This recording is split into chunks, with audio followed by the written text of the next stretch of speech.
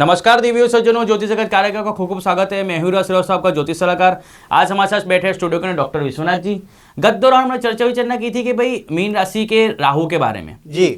उसके बाद हमने और 2 एपिसोड लाए कि मीन राशि के राहु के हिसाब से राशियां दूसरी भी आती है तो उनके ऊपर क्या क्या प्रभाव पड़ता है जी। अब आज की राशियों के विषय में लोग चर्चा विचार करेंगे। जी दर्शकों, सबसे पहले शुरुआत करते हैं मिथुन राशि से। जी। जैसा कि इनके दशम खाने में राहु कहीं मीन राशि पे गोचर कर रहा होगा जी। और कहीं कन्या राशि का केतु भी इनके चौथे खाने में गोचर कर रहा होगा, तो युवराज जी फिर तो क्या कहने जी। कभी कभी दशम में बैठा हुआ राहु बहुत अच्छा फल दे जाता है। यदि बृहस्पति की अच्छी स्थिति कहीं जन्माक्षर में हो तो ऐसा व्यक्ति एमसीएक्स या शेयर मार्केट से अच्छा फायदा भी कमा सकता है। और युवराज जी, जैसे कि राहु लैंडेड प्रॉपर्टी या दुनिया के एक तरह से कहते हैं ना कि माया का मालिक है, तो हमें इंडस्ट्रियल एरिया में कई प्रॉपर्टी की प्राप्ति भी करा सकता है जी। और जैसा कि दशम स्थान एक हमारे लिए एक्शन का होता है, तो साहब किसी वस्तुओं के किसी ग्रह के अच्छी स्थितियां भी है तो नेगेटिव स्थितियां भी आती हैं। तो कभी कोई व्यक्ति काफी एक्शन ओरिएंटेड हो जाते हैं जी। ऐसे व्यक्ति समाज के लिए काफी अच्छा काम कर जाते हैं। और युवराज जी, यही राहु कहीं पिता के फाइनेंशियल कंडीशंस में भी काफी अच्छी उन्नति दे सकता है। हाँ, ये हो सकता है कि घर की लेडीजों के बीच में थोड़ा मेंटल अपोजिशंस बन सकते हैं युवराज जी, क्योंकि हमारे ये भी भूला नहीं जाना चाहिए क्योंकि चौथे खाने में इनके कहीं कन्या राशि का केतु भी बैठा होगा। तो साहब कुल मिलाकर अगर हम मिथुन राशि वालों के लिए मीन राशि के गोचर का, राहु के गोचर का अगर परिणाम सबमिट करें तो एक मिला जुला सा असर दिखेगा, यानी पिता के फाइनेंशियल कंडीशंस पे बहुत अच्छी उन्नति देखने को मिलेगी। और युवराज जी, ऐसे शख्सियत काफी अच्छे, मतलब इस वर्ष उन्हें काफी अच्छे, कहते हैं ना कि आदमी को भोजन काफी स्वादिष्ट मिल सकता है या अच्छे भोजन की प्राप्ति भी संभव है। काफी अच्छे शौकीन होते हैं फांडा फूड्स युवराज जी। और कह सकते हैं कि साहब ऐसे व्यक्ति अपने आप में संतुष्ट भी दिखता है। तो कुल मिलाकर के मीन राशि का गोचर मिथुन लग्न या मिथुन राशि वालों के लिए जो राहु मीन राशि में बैठा होगा काफी अच्छा साबित हो सकता है। बिल्कुल बिल्कुल। तो ये तो हो गई भाई मिथुन राशि के बारे में चर्चा विचार जी। बिल्कुल। अब आगे देखते हैं कि भाई तुला राशि के हिसाब से क्या आता है मीन का गोचर। दर्शकों, कहीं यदि आपकी जन्माक्षर में तुला लग्न या तुला राशि आती हो जी, तो साहब आपके लिए मीन राशि में बैठे राहु का गोचर जो कि छठे स्थान में होगा, तो साहब क्या स्थितियां बनती है। तो कहा गया कि इस वर्ष तुला राशि वालों के लिए काफी अच्छा राहु काफी अच्छा लाभ करा जाएगा। कुल मिला के मनी मैटर्स के लिए काफी अच्छा ये साबित हो सकता है युवराज जी। हाँ, ये बात जरूर कही जाएगी कि शत्रुओं के दमन में काफी हेल्प मिलेगी, यानी शत्रु नजर नहीं उठा पाएंगे युवराज जी। और अगर हम इसी पार्ट को और आगे बढ़ाएं तो बिल्डर्स लॉबी के लिए या कहें कि कंस्ट्रक्शन लाइन या टेक्निकल लाइन या मेटल लाइन में काम करने वालों के लिए चांदी ही चांदी युवराज जी। और अगर हम कहें कि ऐसे शख्सियत जो हैंड टू मनी है, यानी जो दैनिक रोजी रोटी वाले लोग हैं, उनके लिए भी काफी अच्छा समय है युवराज जी। हाँ, ये कहा जा सकता है कि ऐसे व्यक्ति थोड़ा अपने रोजी रोजगार के लिए काफी लंबा सफर भी कर सकते हैं। और कभी कभी हमें विदेश यात्रा से भी काफी अच्छे लाभ हो सकते हैं। ये तो हो गया कि भाई मिथुन राशि के जातक और लग्न विशेष की भाई बातचीत जी। बिल्कुल कि भाई क्या मीन राशि का राहु उनके ऊपर क्या गोचर करता है। बिल्कुल बिल्कुल। अब आगे बढ़ते ही इसी कड़ी को दोहराते हुए कि भाई तुला राशि या तुला लग्न के जो लोग होते हैं जी, उसके अंदर छठे स्थान में राहु आता है। बिल्कुल बिल्कुल। तो वही 12वें स्थान में सामने केतु भी होगा, बैठा होगा जी। तो देखते हैं इनके ऊपर क्या क्या।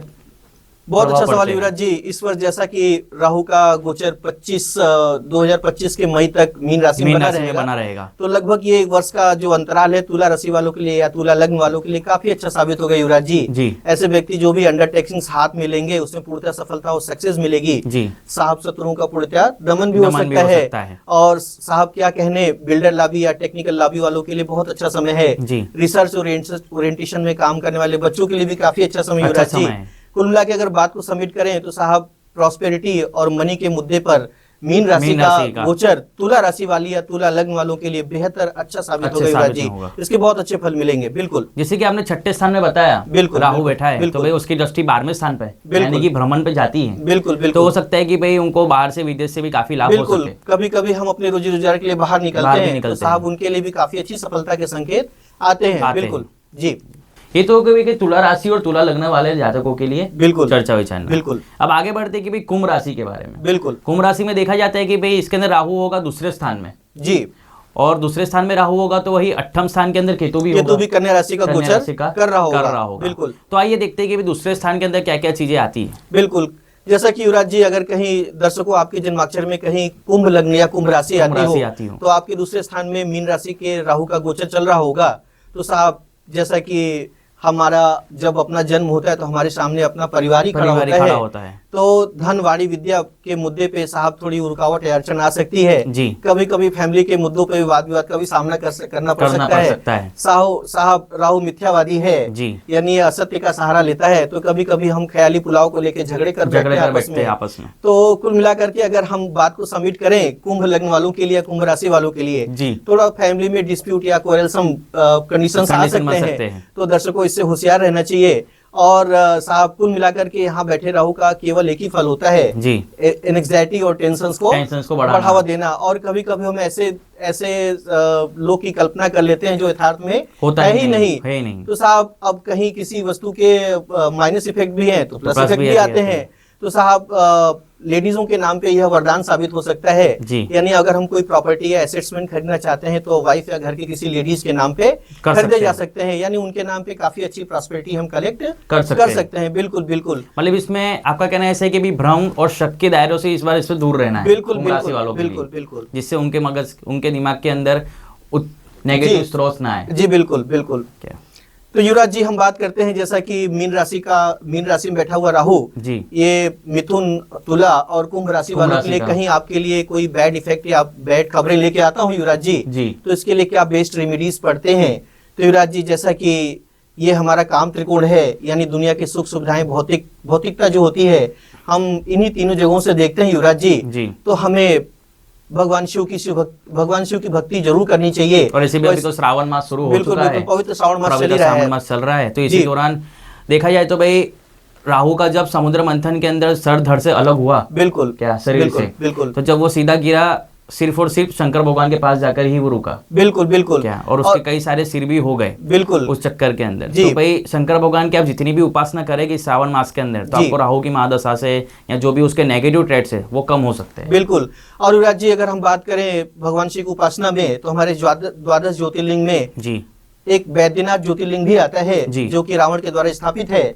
तो साहब इनके भी दर्शन पूजन का भी फायदा लाभ लिया जा सकता है। और जहाँ तक राजस्थान में एक प्रसिद्ध माता जी का मंदिर है करणी मंदिर, तो इस स्थान का भी विजिट किया जा सकता है। और युवराज जी जहाँ तक हो सके राहु जहाँ तक शक्ति स्वरूपा है, तो देवी भगवती दुर्गा, जगत जननी दुर्गा की आराधना भी सर्वोपरि है।